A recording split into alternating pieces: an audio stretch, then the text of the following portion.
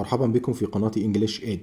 انا سعيد انكم معايا والنهارده هنتكلم عن زمن المضارع البسيط، وهو من اهم الازمنة في اللغة الانجليزية. هنعرف مع بعض على كيفية استخدامه في الجمل ونماذج من الاسئلة والنفي، وكمان هنشوف امثلة عملية. يلا نبدأ. المضارع البسيط بنستخدمه عشان نتكلم عن الافعال الروتينية، يعني الحاجات اللي بنعملها بشكل دوري كل يوم. مثال: انا استيقظ كل يوم في الصباح. I wake up every day in the morning. بستخدمه كمان في الحالات العامة، بنستخدمه للتعبير عن حقائق عامة. مثال: زي الماء يغلي عند 100 درجة مئوية. Water boils at 100 degrees Celsius. بنستخدمه كمان في العادات، زي لما نقول عن عاداتنا اليومية. مثال: أنا أذهب إلى الجيم 3 مرات في الأسبوع. بالإنجليزي مثلا بنقول I go to the gym 3 times a week. بعدين هنعرف مع بعض ازاي بنكون الجمل في زمن المضارع البسيط، يعني ازاي اكون جملة في زمن المضارع البسيط. بنستخدم الفعل في صورته الأساسية مع ضمائر الفاعل الجمع، زي I و you و we و they. مثال: they play football. هنا أنا استخدمت فعل play بدون أي إضافات مع ضمير الفاعل they الجمع.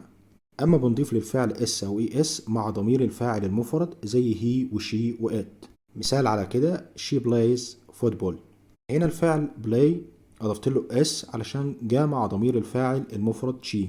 بعدين هناخد مع بعض شكل الجملة في زمن المضارع البسيط في صيغة النفي. علشان أنفي في زمن المضارع البسيط بستخدم don't و doesn't. بستخدم don't مع ضمير الفاعل الجمع ال I وال you وال we وال they. بستخدم doesn't مع ضمير الفاعل المفرد، زي he و she و it. مثال على استخدام صيغة النفي مع ضمير الفاعل الجمع: I don't play football.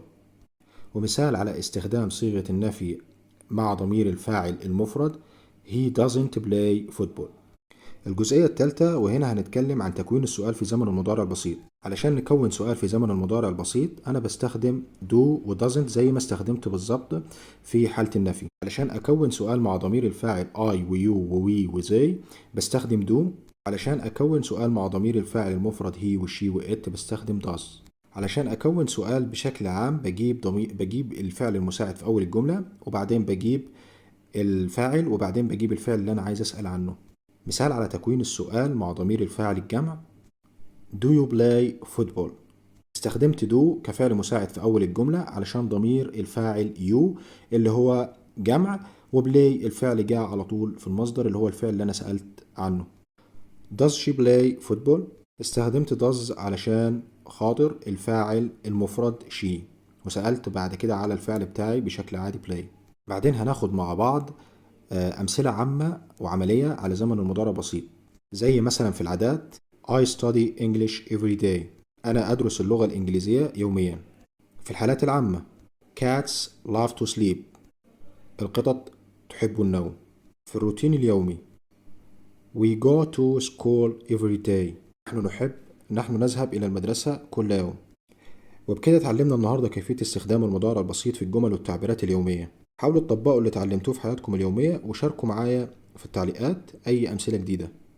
لو عجبكم الفيديو ما تنسوش تضغطوا على زر الإعجاب وتشتركوا في القناة عشان يوصلكم كل جديد. شكرا لمتابعتكم. سلام.